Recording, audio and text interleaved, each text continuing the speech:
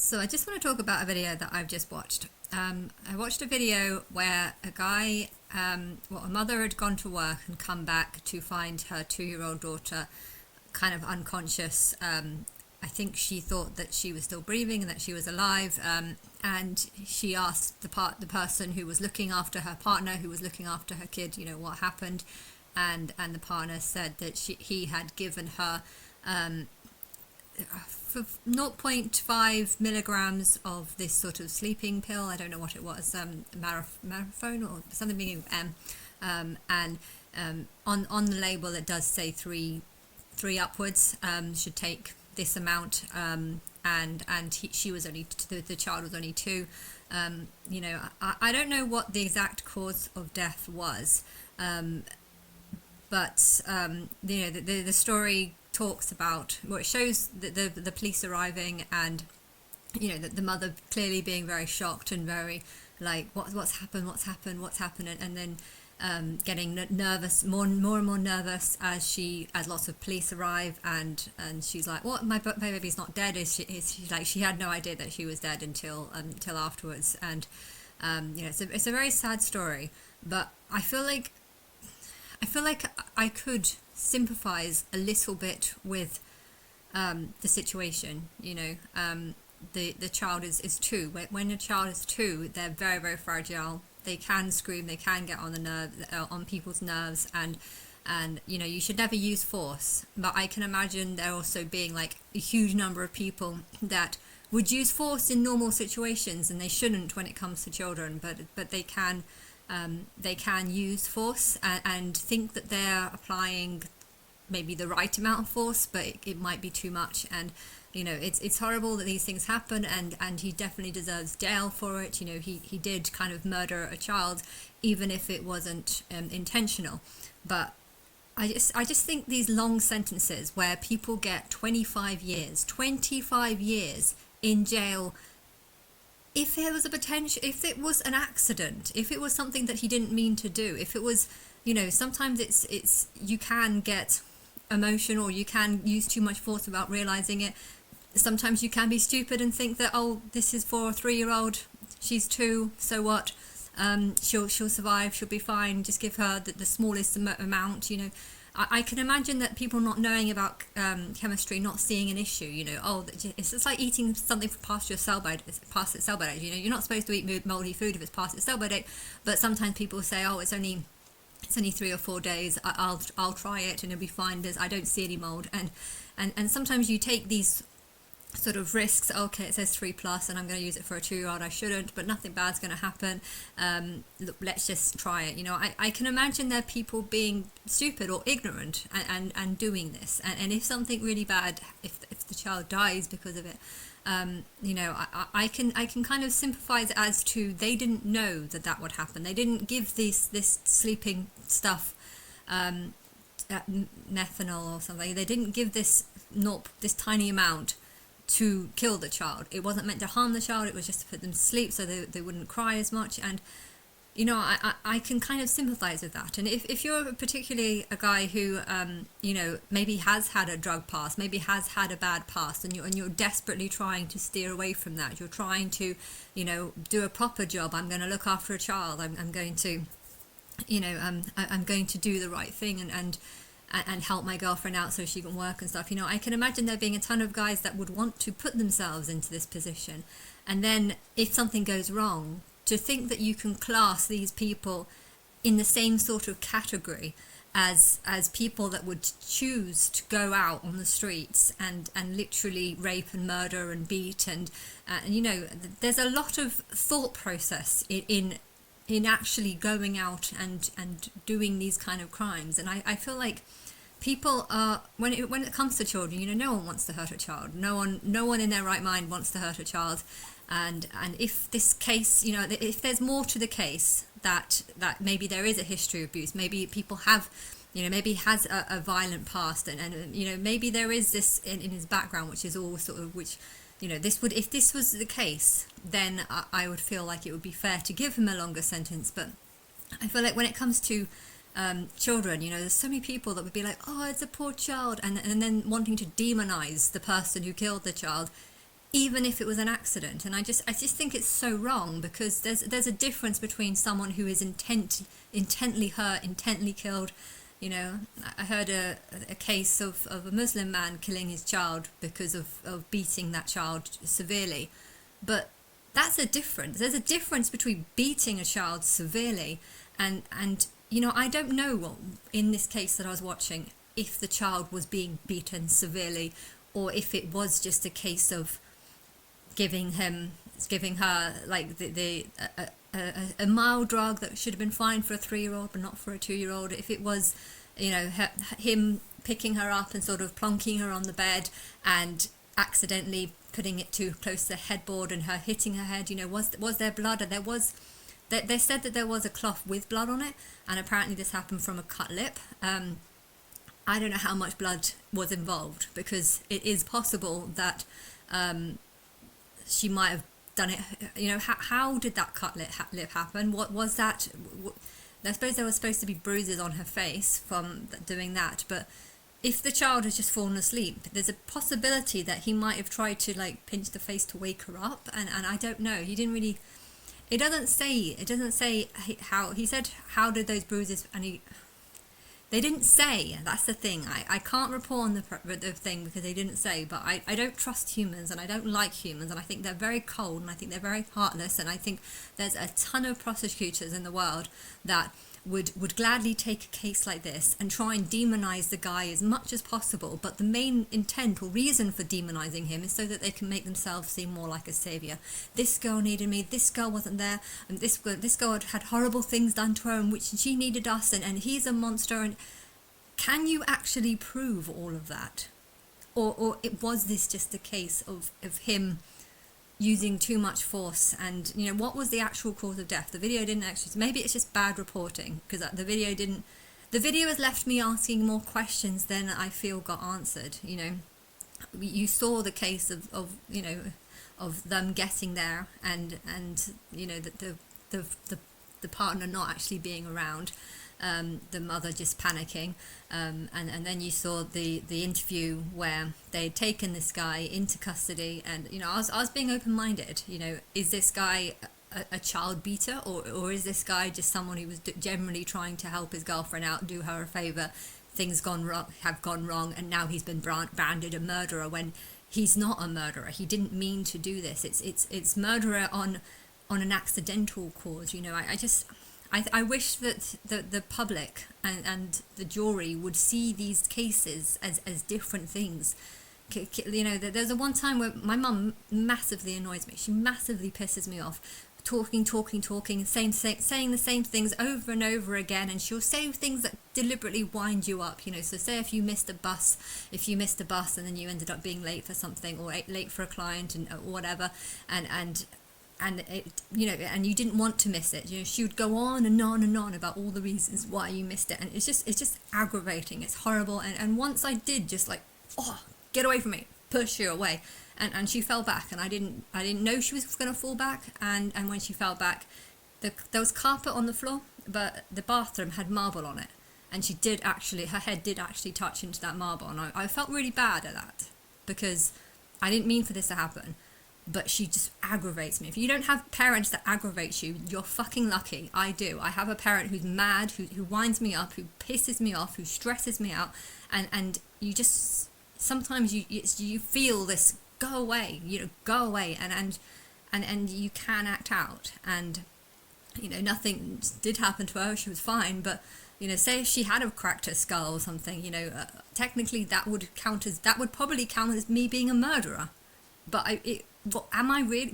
If she would have cracked, if her skull would have cracked in that situation, would I have gone to jail for 20 years because of it? Probably, because I feel that this world is so cruel, and this world is so heartless, and they love to pretend. People here love to pretend to be the savior, and love to pretend to be, you know, I'm the good one, they're the monsters. I can prove that they're the monster by making up this story that I have no idea was true or not. And I don't know if this is the case. You know, maybe he wasn't great. Maybe he wasn't a good father. Maybe he shouldn't have been around. Maybe there was alarm bells and warning signs and lots of stuff. But this is what it made me feel. You know, it made me feel like I wanted to know the story. I wanted, if this was a court case, I would want to know who his friends are. What does his friends think? How is his friends? Does he hang around his friends' kids? How is he around kids in general? You know, I would want to know more of a profile about this person. What is this person?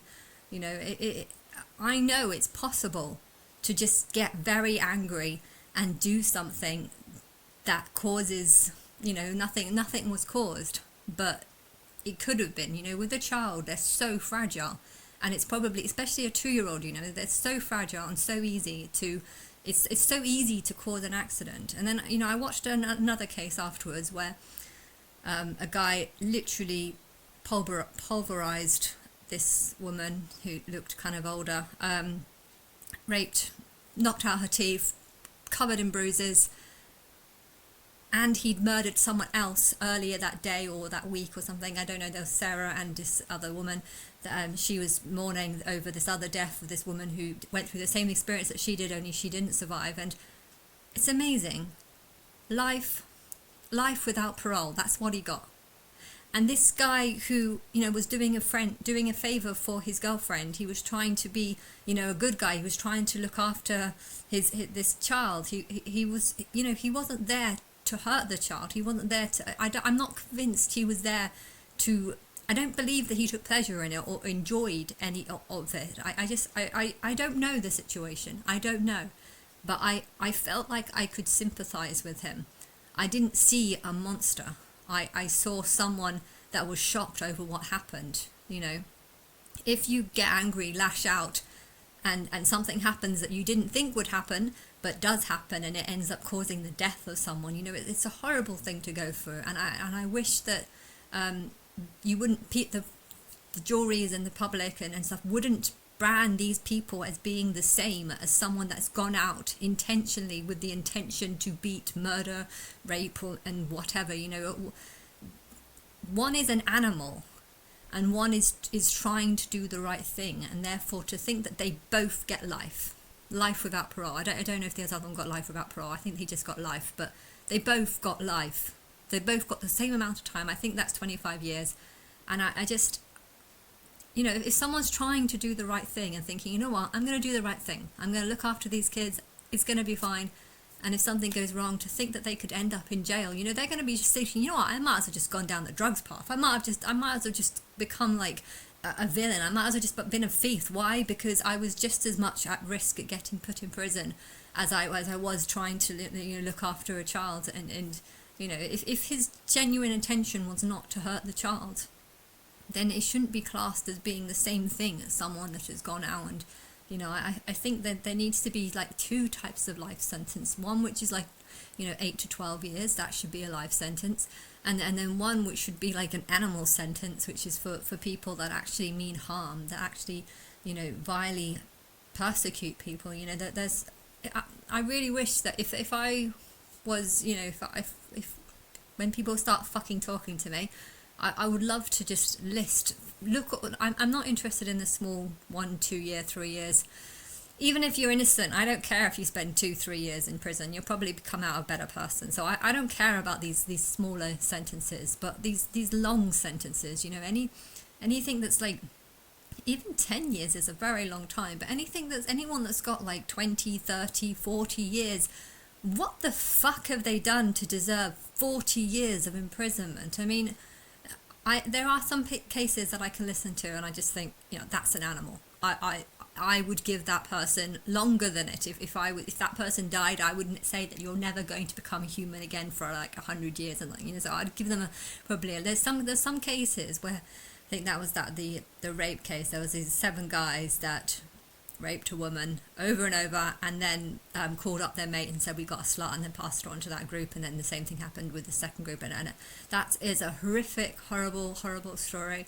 And when it comes to people like this, they don't deserve to be people. You know, that if my punishment on those kind of people is, it's not just it's the disrespect, it's the no remorse, it's that I'm going to enjoy taking pleasure out of hurting someone else. I enjoy this being a beast. Basically, they were acting like animals, thinking like animals, behaving like animals. And I think if someone starts doing that, then you deserve to treat them like an animal. And well, I like zoos. Animals belong in zoos or cages or in animal bodies, like a pet or something, you know. So I just think that there are some sentences that are long, and I can completely understand why.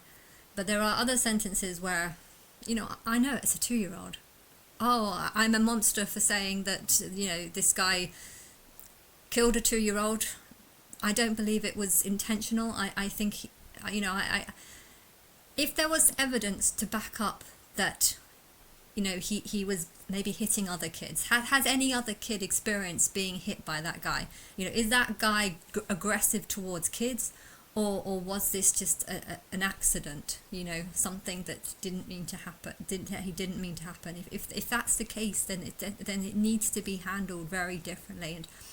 And in this interview that they had, they gave him a doll of a 3-month-old, and they said, so how did you hit the child? How did you push the child?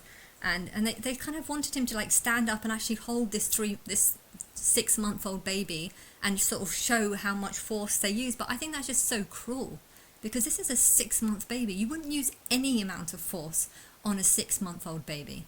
But a 2-year-old is different. A 2-year-old is stronger, is thicker in bones, bigger head, bigger muscles, bigger screams probably too. But it is very different. And I felt like any police officer that would be like, here's a 6-month-old baby, show me your aggression, show me how bad you hit that child, and acted out on this doll. I mean, they weren't saying it in that way. They were saying it in a much more cooled down tone. But I think that's wrong, because this child was not a 6-month-old baby, and you could handle a 6-month-old baby very differently to how you would handle a 2-year-old baby.